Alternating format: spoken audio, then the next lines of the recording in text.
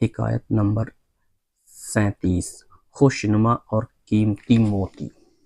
دربار شاہی لگا ہوا تھا۔ سلطان محمود غزنوی رحمۃ اللہ تعالیٰ علیہ تشریف لائے۔ تمام وزراء اور امراء حاضر خدمت ہیں۔ بادشاہ سلامت کے ہاتھ میں ایک موتی تھا۔ اس نے وہ ہیرا وزیر دربار کو دکھا کر پوچھا، اس موتی کی قیمت کیا ہوگی؟ وزیر نے اچھی طرح دیکھ بھال کر عرض کی، حضور نہایت قیمتی چیز ہے۔ غلام کی رائے میں 1 من سونے کے برابر اس کی مالیت ہوگی۔ بہت خوب، ہمارا اندازہ بھی یہی تھا۔ سلطان نے حکم دیا، اسے توڑ ڈالو۔ وزیر دربار نے حیرت سے سلطان کی طرف دیکھا اور ہاتھ باندھ کر بولا، جہاں پناہ اس موتی کو کیسے توڑوں؟ میں تو حضور کے مال و منال کا نگران اور خیر خواہ ہوں۔ سلطان نے کہا، ہم آپ کی اس خیر خواہی سے خوش ہوئے۔ تھوڑی دیر بعد سلطان نے وہی موتی نائب وزیر کو دیا اور اس کی قیمت دریافت کی۔ وزیر نے عرض کیا، حضور عاجز ہوں اس کی قیمت کا اندازہ کرنے سے۔ حکم دیا، اچھا اسے توڑ دو۔ وہ عرض کرنے لگا، قبلۂ عالم ایسے بیش بہا قیمتی موتی کو کیوں توڑوانا چاہتے ہیں جس کا ثانی ملنا محال ہے؟ اس کی آب و تاب اور چمک دمک تو ملاحظہ فرمائیے۔ سورج کی روشنی اس کے سامنے مان پڑ رہی ہے۔ میں شاہی خزانے کا نگہبان ہوں، اسے توڑنے کی کیسے جرأت کر سکتا ہوں؟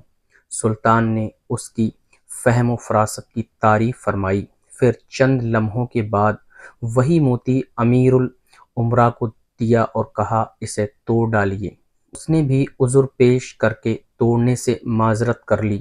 بادشاہ نے سب کو انعام و اکرام دیا اور ان کی وفا شعاری اور اخلاص کی تعریف کی۔ بادشاہ جوں جوں درباریوں کی تعریف کر کے ان کا مرتبہ بڑھاتا گیا، توں وہ ادنا درجے کے لوگ صراط مستقیم سے بھٹک کر اندھے کنویں میں گرتے گئے۔ وزیر دربار کی دیکھا دیکھی امیروں اور وزیروں نے ظاہر کیا کہ وہ دولت شاہی کے وفادار اور نگران ہیں۔ آزمائش اور امتحان کے لمحوں میں تقلید کرنے والا ذلیل و خوار ہوتا ہے۔ سلطان نے تمام درباریوں اور خیر خواہان دولت کی آزمائش کر لی۔ آخر میں سلطان نے وہ موتی ایاز کو دیا اور فرمایا، اے نگاہ باز، اب تیری باری ہے، اس موتی کی قیمت کیا ہوگی؟ ایاز نے عرض کیا، اے آقا، میرے ہر قیاس سے اس کی قیمت زیادہ ہے۔ اچھا، ہمارا حکم ہے، تو اسے توڑ دے۔ ایاز نے فوراً اس ہیرو کو ٹکڑے ٹکڑے کر دیا۔ وہ غلام آقا کے طریقے امتحان سے آگاہ تھا، اس لیے کسی دھوکے میں نہ آیا۔ موتی کا ٹوٹنا تھا کہ سب درباری، کیا امیر کیا وزیر، بری طرح چلا اٹھے، ارے بے وقوف، تیری یہ جرأت کہ ایسا نادر و نایاب موتی توڑ ڈالا، ذرا خیال نہ کیا کہ کس قدر نقصان کیا ہے۔ ان کا واویلا سن کر ایاز نے کہا، اے صاحبو، ذرا دل پر ہاتھ رکھ کر بتاؤ کہ موتی کی قیمت زیادہ ہے یا حکم شاہی کی؟ تمہاری نگاہ میں سلطانی فرمان زیادہ وقعت رکھتا ہے یا یہ حقیر موتی؟ تم نے ہیرے کو دیکھا، اس کی قیمت اور چمک کو دیکھا، مگر اس حکم دینے والے کو نہ دیکھا۔ وہ روح ناپاک اور بد خصلت ہے جو ایک حقیر پتھر کو نگاہ میں رکھے اور فرمان شاہی کو نظر انداز کر دے۔ جب ایاز نے یہ بھید سر عام کھولا، تب تمام ارکان دولت و منصب کی آنکھیں کھلیں۔ ندامت اور ذلت سے یہ حال تھا کہ کسی کی گردن اوپر نہیں اٹھتی تھی۔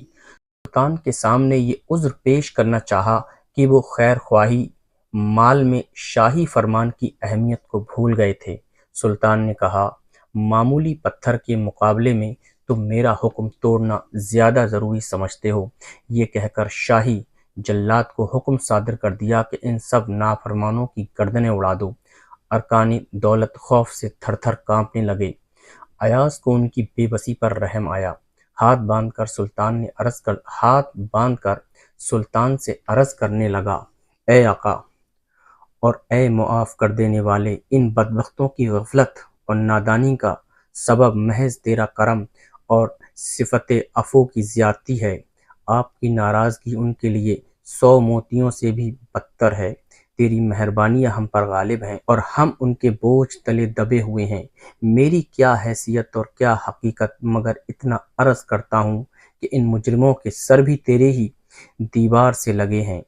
بے شک یہ بازی ہار گئے، مگر اتنا تو ہوا کہ اپنی خطا اور اپنے جرم سے آگاہ ہوئے، اس لیے انہیں معاف کر دے۔ بادشاہ نے ایاز کی سفارش قبول کی اور سب کو معاف کر دیا۔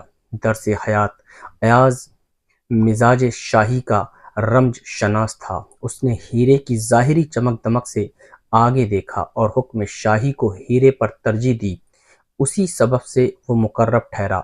وزراء اور امراء نے ہیرے کی چمک دمک دیکھی اور اس میں کھو گئے اور حکم شاہی کو نظر انداز کر دیا۔